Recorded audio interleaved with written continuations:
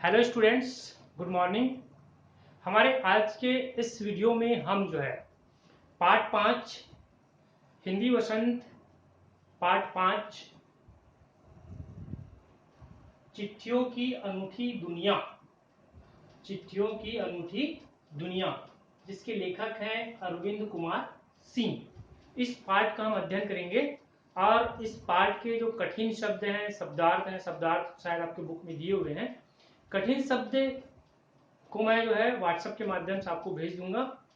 तो आज हम जो है इस पाठ का अध्ययन करेंगे, इसका प्रोनाउंसिएशन सही हम करेंगे, इसका उच्चारण पे विशेष ध्यान देना है। किसी भी पाठ को अगर हम पढ़ते हैं तो उसका उच्चारण जो है हमारा स्पष्ट होना चाहिए।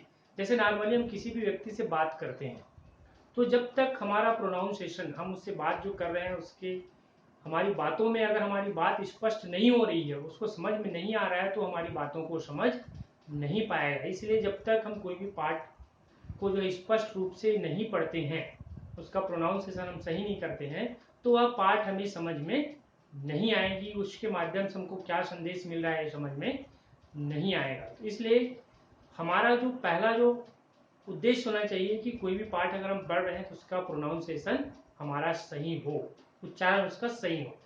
तो इस पाठ के माध्यम से हम जो है अपने प्रोनाउंसिएशन को सुधारेंगे और साथ ही साथ उस कठिन शब्द को भी जो है हम लिखने का प्रयास करेंगे। ठीक है, तो सबसे पहले इस पाठ के उद्देश्य मैं बता देता हूं।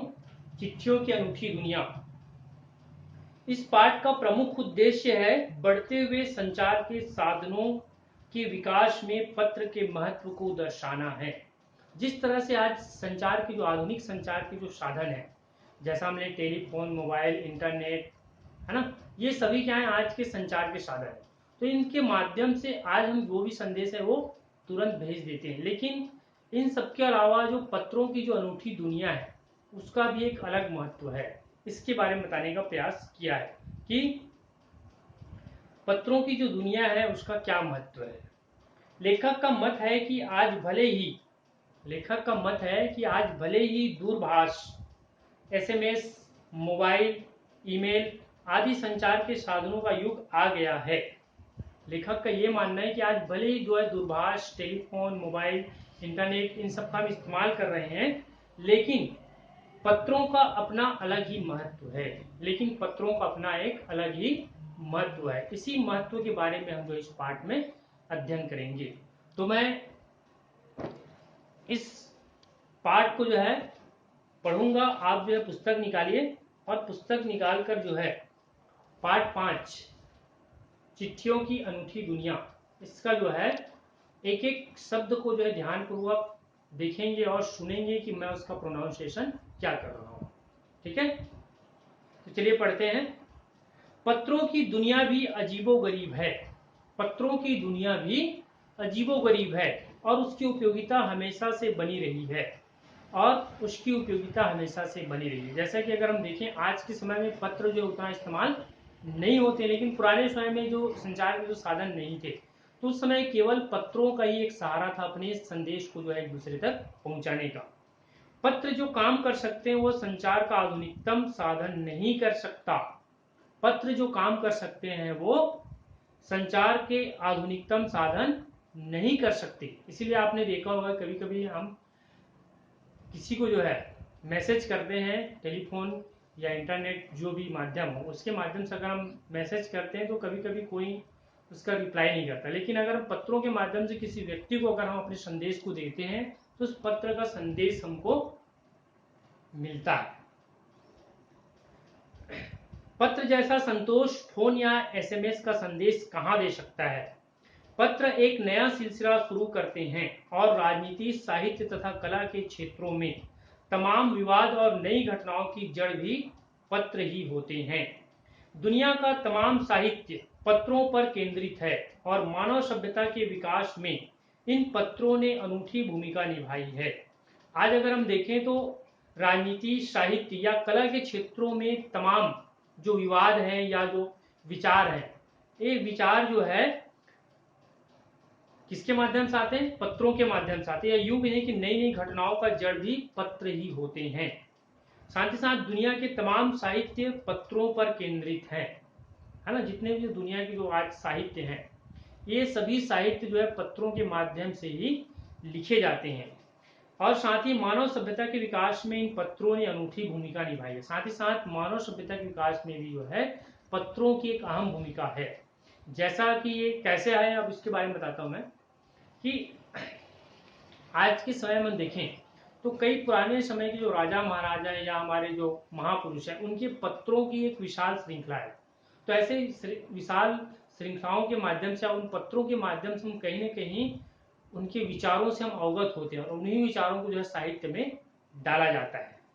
पत्रों का भाव सब जगह एक सा है।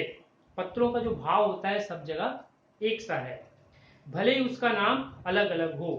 पत्र को उर्दू में खत, पत्र को जो है उर्दू में खत कहा जाता है, संस्कृत में पत्र कहा जाता है, कन्नड़ में कागज, तेलुगु में उत्तरम, जाबू और लेख तथा तमिल में कडित कहा जाता है। पत्र यादों को सहेज कर रखते हैं, इसमें किसी को कोई संदेह नहीं है। हम आजकल तो जो पत्रों को नहीं जानते, लेकिन पुराने समय के जो लोग होते थे वो अपने मित्रों के या अपने प्रियजनों के जो पत्र होते थे उसको जो है सहेज कर रखते थे। हर एक की अपनी पत्र लेखन कला है और हर एक के पत्रों का अपना दायरा है। हर एक का पत्र लेखन का जो कला होता है वो अलग होता है और उसका एक अलग दायरा होता है। दुनिया भर में रोज करोड़ों पत्र एक दूसरे को तलाशते तमाम ठिकानों तक पहुंचते हैं। भारत में ही रोज 4.5 करोड़ चिट्ठियां डाक में डाली जाती है। अगर हम अपने देश की बात करें तो हमारे भारत में ही रोज 4.5 करोड़ चिट्ठियां डाक में डाली जाती है, जो साबित करती है कि पत्र कितनी अहमियत रखते हैं, जो ये साबित करते हैं कि पत्रों का अपना कितना महत्व है। पंडित जवाहरलाल नेहरू ने सन 1953 में सही कहा था कि हजारों सालों तक संचार का साधन केवल हरकारे, रनर्स या फिर तेज घोड़े रहे हैं। उसके बाद पहिए आए, पर रेलवे और तार से भरी बदलाव आया, है ना। पंडित जवाहरलाल नेहरू जो हमारे देश के प्रधानमंत्री थे, इन्होंने कहा था कि पहले जो है हजारों सालों तक संचार का साधन केवल हरकारे या फिर तेज घोड़े रहे, उसके बाद पहिए आए, अब रेलवे और तार से भरी बदलाव आया। रेलवे के माध्यम से डाक जो है एक दूसरे तक पहुंचाया जाता है, एक जगह से दूसरी जगह पहुंचाया जाता है, और इन सबके कारण जो बदलाव जो देखने को मिला वो काफी अहम था। तार ने रेलों से भी तेज गति से संवाद पहुंचाने का सिलसिला शुरू किया। अब टेलीफोन, वायरलेस और आगे रेडार दुनिया बदल रहा है। पिछली शताब्दी में पत्र लेखन ने कला का रूप ले लिया। डाक व्यवस्था के सुधार के साथ पत्रों को सही दिशा देने के लिए विशेष प्रयास किए गए। डाक व्यवस्था के सुधार के साथ ही जो है पत्रों को एक सही दिशा देने का विशेष प्रयास किया गया है। पत्र संस्कृति विकसित करने के लिए स्कूली पाठ्यक्रमों में पत्र लेखन का भी विषय भी शामिल किया गया। इसलिए आपने देखा होगा कि पत्र लेखन का जो कला है वो स्कूली शिक्षा में भी देने का प्रयास किया है। इसलिए आपने देखा होगा कि आपके सिलेबस में जो है पत्र लेखन भी शामिल किया गया है। भारत ही नहीं, दुनिया के कई देशों में ये प्रयास चले और विश्व डाक संघ ने अपनी ओर से काफी प्रयास किए। विश्व डाक संघ की ओर से 16 वर्ष से कम आयु वर्ग के बच्चों के लिए पत्र लेखन प्रतियोगिताएं आयोजित करने का सिलसिला सन 1972 से शुरू किया गया। यह सही है कि खास तौर पर बड़े शहरों और महानगरों में संचार साधनों के तेज विकास तथा अन्य कारणों से पत्रों की आवाजाही प्रभावित हुई, पर देहाती दुनिया आज भी चिट्ठियों से ही चल रही है। अगर हम देखें महानगरों, जो बड़े बड़े महानगर हैं, वहां पर संचार के साधनों का तेजी से विकास हुआ, लेकिन आज भी जो है देहाती दुनिया में चिट्ठियों से ही काम चल रहा है। जहां पर ये संचार के साधन उपलब्ध नहीं हो पा रहे हैं, वहां पर केवल पत्र एक अहम भूमिका निभा रहे हैं। फैक्स, ईमेल, टेलीफोन तथा मोबाइल ने चिट्ठियों की तेजी को रोका है। इसमें कोई अचरज की बात नहीं कि आज हम जितने भी संचार के जो साधन इस्तेमाल कर रहे हैं, चाहे फैक्स हो, ईमेल हो, टेलीफोन या मोबाइल, ये इन सभी ने जो है चिट्ठियों की जो तेजी है उसको कहीं ना कहीं एक रोकने का प्रयास किया है। पर व्यापारिक डाक की संख्या लगातार बढ़ रही है, लेकिन व्यापारिक डाक की जो संख्या वो लगातार बढ़ रही है। जहां तक पत्रों का सवाल है, अगर आप बारीकी से उसकी तह में जाएं तो आपको ऐसा कोई नहीं मिलेगा जिसने कभी किसी को पत्र लिखा या ना लिखाया हो, या पत्रों का बेसब्री से जिसने इंतजार ना किया हो। कहने का मतलब यह है कि पत्रों का ये सवाल है कि आज अगर हम बारीकी से इसका अध्ययन करें तो पिछले समय में या कुछ दौर पहले हम बात करें तो पत्रों का एक अहम योगदान था, जिसका मतलब यह है कि पत्र जो है हर एक व्यक्ति के माध्यम से लिखे गए थे और उस व्यक्ति के माध्यम से पत्रों का बेसब्री से इंतजार भी किया जाता था। हमारे सैनिक तो पत्रों का जिस उत्सुकता से इंतजार करते हैं उसकी कोई मिसाल ही नहीं है। अगर हम हमारे देश के सैनिकों की बात करें तो ये सैनिक कुछ ऐसे क्षेत्रों में इसकी जो है पोस्टिंग होती है जहां पर ये संचार के जो साधन है वो पहुंच नहीं पाते, तो वहां तक केवल ये पत्र ही जो है उसके घर वालों का संदेश पहुंचाने का प्रयास करते हैं। उसकी कोई मिसाल ही नहीं है। एक दौर था जब लोग पत्रों का महीनों इंतजार करते थे, पर अब वह बात नहीं। परिवहन साधनों ने विकास की दूरी बहुत घटा दी है। कहने का मतलब है आज परिवहन के साधनों के कारण हमारे जो पत्र जो है वो महीनों के बजाय हफ्ते में पहुंच रहे हैं, या यूं कहें कि 2 से 3 दिनों में पहुंच जाते हैं। तो पहले लोगों के लिए संचार का इकलौता साधन चिट्ठी ही थी, पर आज और भी साधन विकसित हो चुके हैं। इस तरह से अगर हम देखें तो पहले जो है लोगों के लिए संचार का इकलौता साधन क्या था, पत्र ही था, लेकिन आज और कई भी साधन जो है विकसित हो चुके हैं।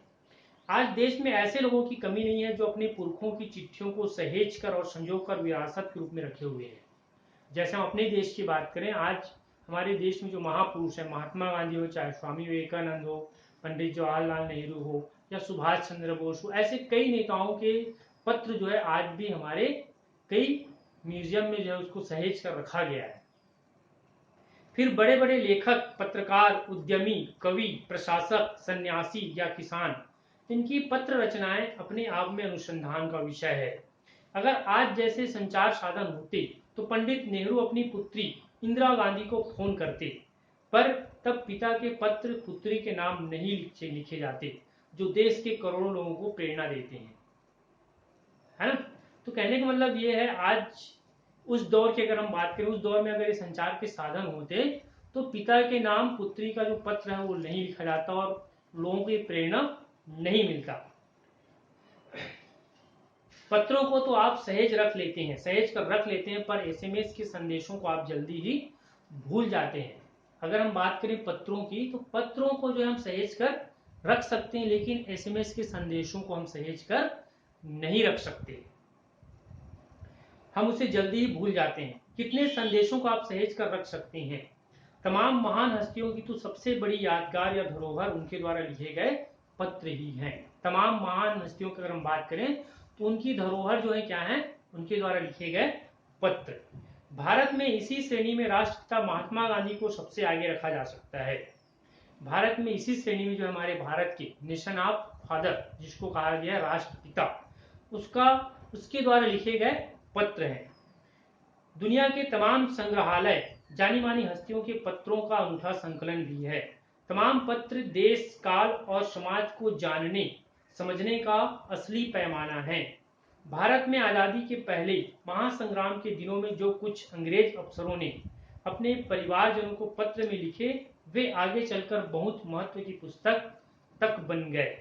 इन पत्रों ने साबित किया कि यह संग्राम कितनी जमीनी मजबूती लिए हुए था। इस तरह से यह पार्ट लंबा है, इसलिए इसको इतना ही पढ़ते हैं। आगे के पार्ट में हम जो है इसको आगे बताएंगे।